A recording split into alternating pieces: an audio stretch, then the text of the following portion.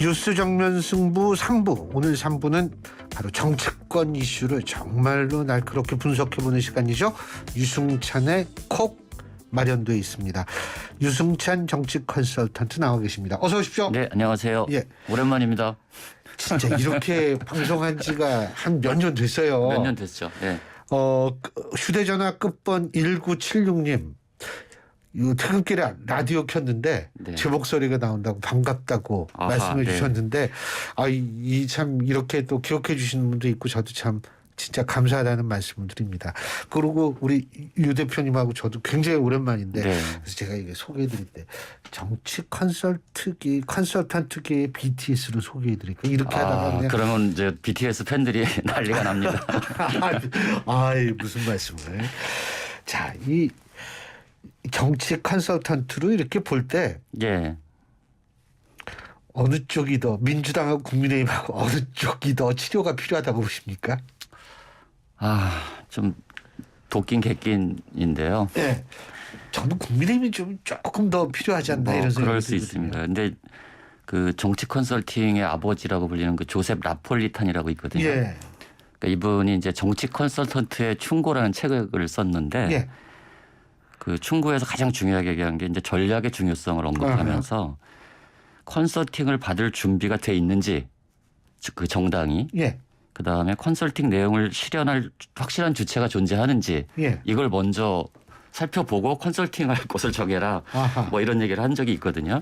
이제 그런 측면에서 보면 사실 민주당은 어쨌든 우여곡절을 겪었지만 우상호 비대위 체제가 그래도 나름 안정적으로 관리를 하면서 당대표 당직 선거까지 마쳤지 않습니까? 오늘 예. 보니까 뭐 당연직 최고위원까지 다 임명하면서 지도부 구성을 마친 상태더라고요. 그런 측면에서 보면 말씀하셨듯이 국민의힘이 훨씬 더 심각한 상황이죠. 그렇죠. 국민의힘 같은 경우는 사실상 근데 답이 잘 안 보여요. 저 같은 경우도.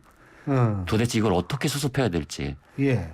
답이 잘 안 보이는 상태에서 또 오늘 이제 새로운 비대위원장 정진석. 임명을 했는데 예. 근데 이게 또 다시 가처분 상황이 또 걸려 있지 않습니까? 그렇죠. 제가 방금 들어오기 전에 그 이준석 대표 그 페이스북을 보고 왔는데 예. 아직 정진석 비대위원장 임명에 대한 입장은 아직 안 올렸더라고요.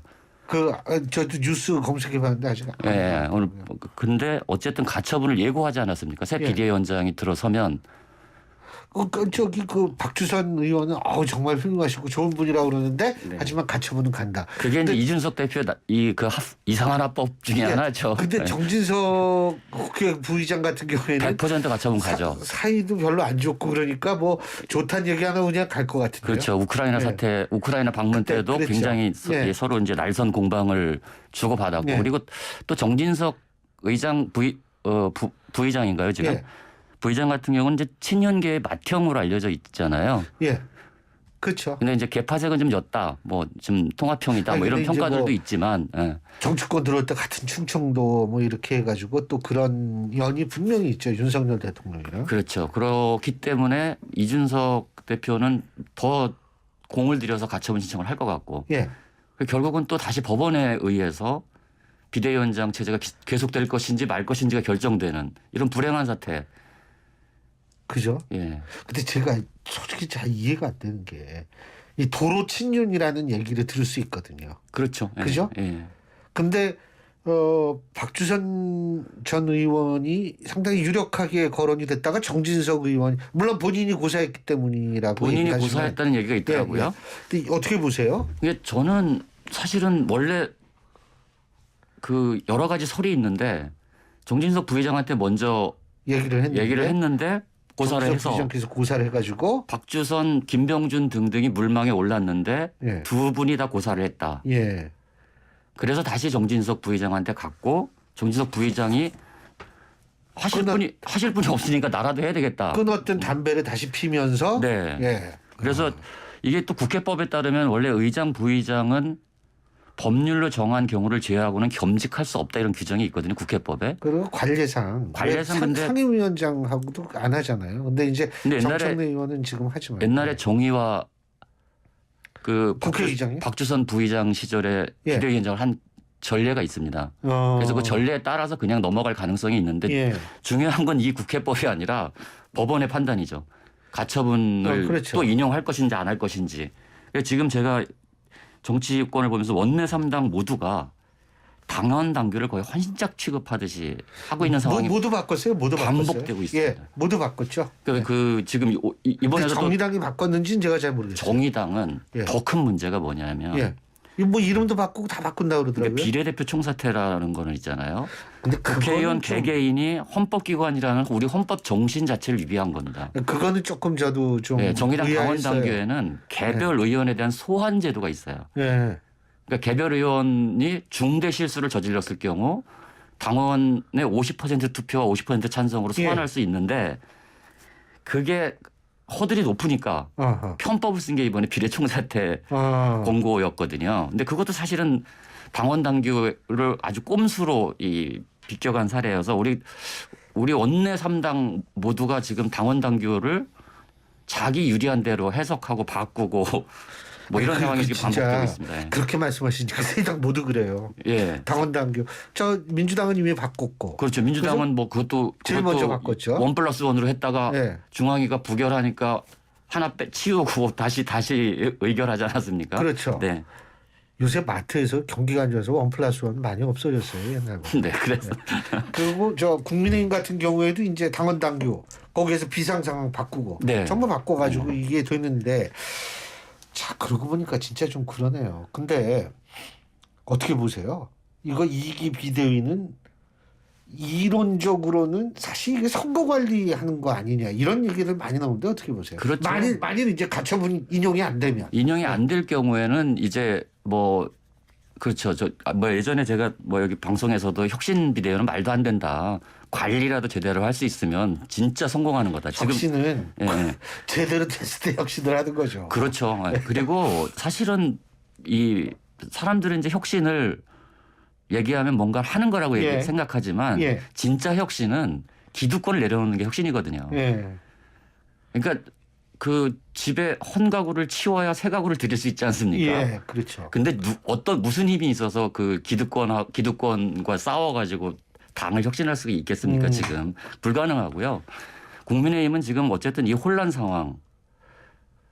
상황을 어떻게든 수습해야 하는 진짜 절체절명 집권 여당 그렇죠. 정부 초기에 이렇게 집권 여당이 헤매고 있으니까 뭘 해볼 수가 없는 거잖아요, 지금.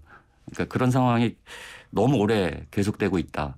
그래서 정진석 비대위는 첫 번째가 가처분 문제고 그리고 두 번째가 이준석 대표와 어떻게 화합할 것인가 화해할 것인가인데 이게 사실 답이 잘 안 보여요.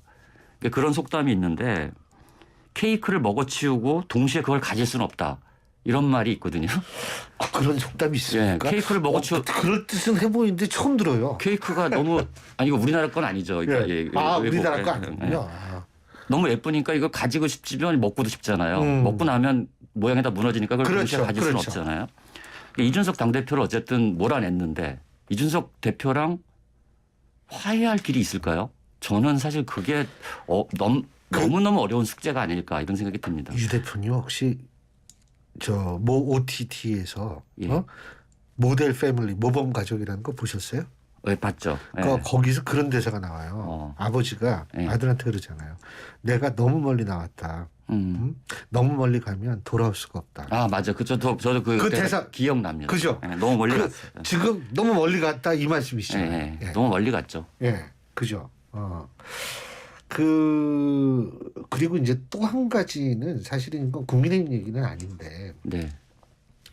지금 김건희 여사 특검법을 민주당이 당론으로 발의를 했어요. 네, 그죠? 발의했죠. 그러고서 이제 지금 허위 사실이 뭐 허위 경력 그다음에 논문 그 뭐죠? 표절. 논문 표절 문제 뭐 이런 걸로 막 그 지금 얘기들이 시끄러운데 그다음에 고가 귀금속 문제도 그 귀금속도 지금 고선 또 다른 별도로 들어갔어요. 별도로 들어갔죠. 이렇게 다발적인 리스크를 어떻게 관리해야 된다고 보십니까? 정말 어려운 질문이신데요. 왜냐하면 이게 다발적이니까. 저는 이제 사실은 이제 김건희 여사 리스크가 이제 전 핵심 리스크 중에 하나라고 보거든요. 윤석열 정부가 아마 이거는 계속 반복해서 나올 것이기 때문에 어떻게든 정리를 하고 가야 된다라고 봅니다. 그래서 저는 논문 문제는 사과하고 반납하는 게 맞다고 봅니다. 예. 그리고 그냥 깔끔하게 정리하. 지금은 영부인이시지 않습니까? 예. 사실 그게 뭐 그렇게 중요한 것도 아니지 않습니까? 그리고 사과하고 반납하면 우리 국민들은 또 이해하시는 국민들이 많아질 겁니다. 일단은 잠잠해질 가능성은 조금 예. 더 높아지겠죠. 예. 그리고 뭐 귀금속 문제 이거는 솔직하게 신고 누락. 예, 솔직하게 얘기해야죠. 솔직하게 이라고 얘기하고. 민주당은 주장하는 거죠. 예, 그리고 예. 이제 대통령실 측은 이제 빌린 거다라고. 근데 얘기하고 그거는 있고. 뭐 어쨌든 사실대로 말하는 방법밖에 없습니다. 안 그러면 계속 이 문제들이 불거져 나올 것이기 때문에 그걸 두 가지를 정리하면 사실 뭐 도이치모터스 이 문제는 수사기관이 해결해야 될 문제 아닙니까? 예. 이게 뭐 해명한다고 될 문제는 아닌 것 그렇죠. 같고 그래서 그 두 가지를 빠른 시간 안에 정리를 하시고 넘어가는 게 예. 저는 윤석열 정부가 지금 그 최악의 이 낮은 지지율을 좀 끌어올릴 수 있는 모멘텀이 될 수 있다 저는 이렇게 봅니다. 사실 논문 표절 의혹이라든지 아니면 뭐 그 신고 누락 의혹이라든지 그리고 또 뭐 있었죠? 우리가 얘기하는 것 중에서 그 신고 누락 의혹이 있고 논문 표절 의혹이 있고 도이치모터스도 도이치모터스도 있고요. 있고 뭐 이런 의혹 그건 수사 중이니까. 그렇죠. 그러니까 이게 좀 털 수 있을 때는 빨리 털고 가는 게. 그게 그러니까 최선입니다. 그러고 이제 뭐 본인이 위기관리의 억울하다 그러면은 떳떳하게 밝히면 되는 그렇죠. 거죠. 위기관리의 핵심은 정확하게 인정하고 근데 국민의 요구를 아주 심플하게 수용하고 그렇죠. 그리고 네, 넘어가면 네. 국민들은 다시 그리고 사실 제일 좋은 방법은요. 이분이 아마 교육학 박사인가 그럴 거예요. 아마 박사 논문이. 그것까지 교육학인가 제가 네, 그 정확히 모르겠는데 만약 교육학이면 교육학이고 뭐 사회학이면 사회학.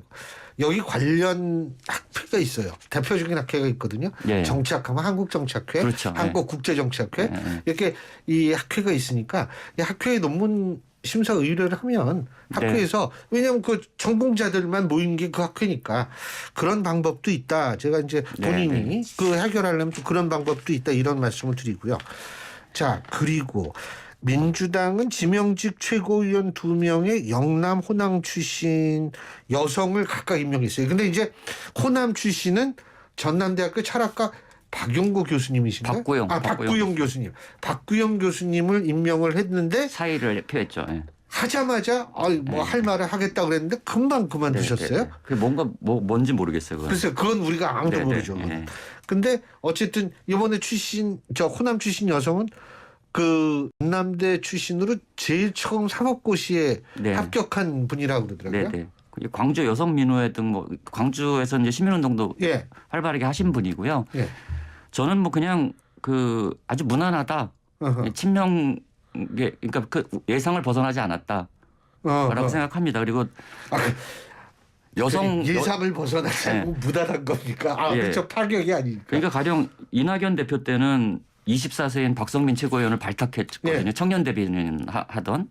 근데 그런 것들을 우리가 좀 파격이라고 얘기하죠. 근데 이분들은 이제 청년은 아니고 그래서 아마 민주당 역대 최고위원 사상 여성 비율이 가장 높지 않을까요, 지금? 예, 그렇죠. 그 여성이 3명이 된 거니까요. 예. 그래서 저는 뭐 크게 화제가 될 만한 인사는 아니다. 무난한 인사다. 무난한 인사다. 평가할 수 있을 것 같습니다.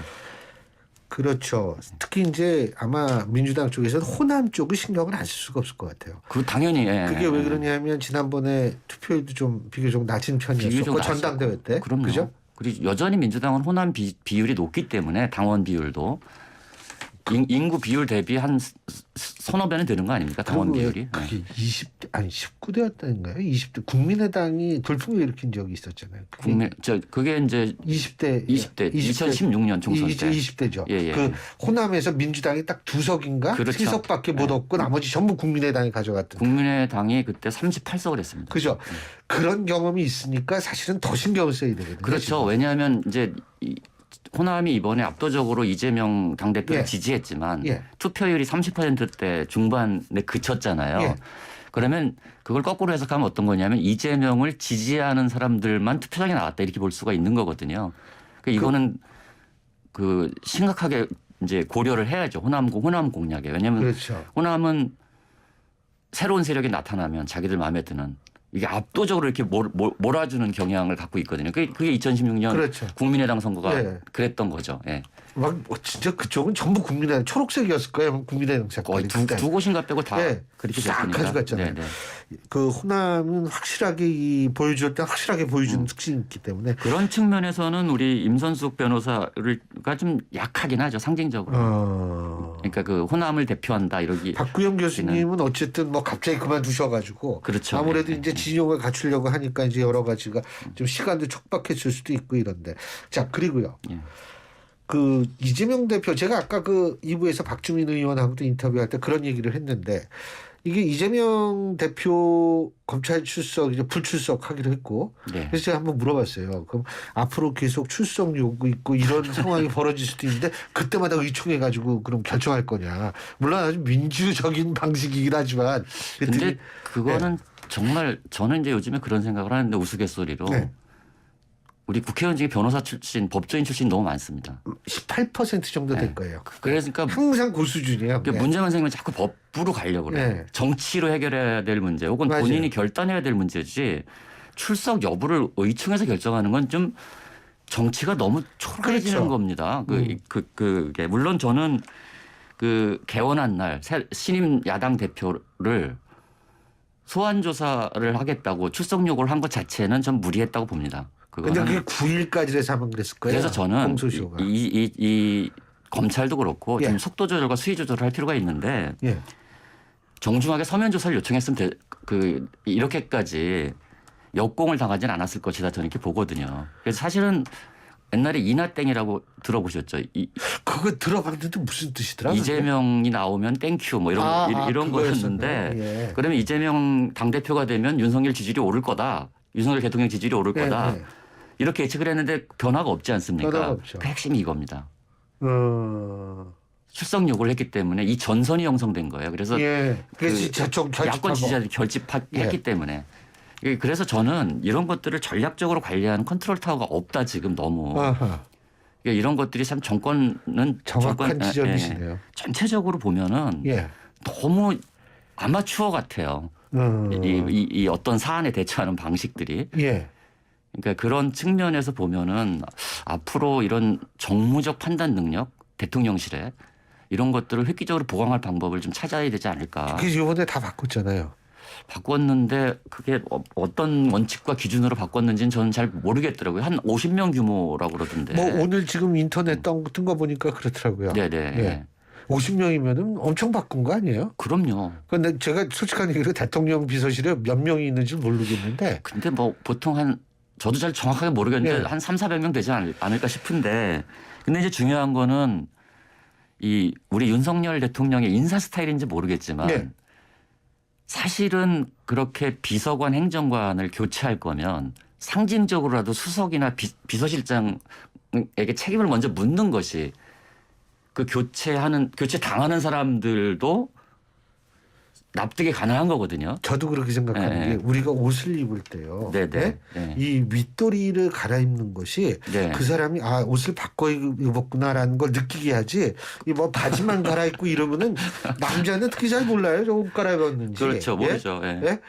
그런 의미에서는 저는 사실 좀 지금 그럼요. 대표님 말씀에 책임자급이 동의를 책임을 해요. 지면서 밑에 라인을 갈고 네. 그리고 교체를 할 때는 항상 국민들한테 교체 이유 그리고 그렇죠. 교체하는 방향 이런 걸 설명할 책임이 있습니다. 그러니까 근데 그게 아니라 그냥 방어만 해요. 그냥 특정 세력을 몰아내려고 하는 것이 아니다. 뭐 이런 방어만 하기 때문에 왜 그렇죠. 바꾸는지를 국민들이 납득하기가 좀 어려운 측면이 있습니다. 예. 진짜 그 말씀 맞습니다. 앞으로 이 전국이 어떻게 추석 이후에 어떻게 될지 네. 또 그때 좋은 말씀을 좀 해주시길 부탁드리겠습니다. 오늘 말씀 여기까지 듣죠. 고맙습니다. 네, 감사합니다. 예, 지금까지 유승찬 정치 컨설턴트였습니다.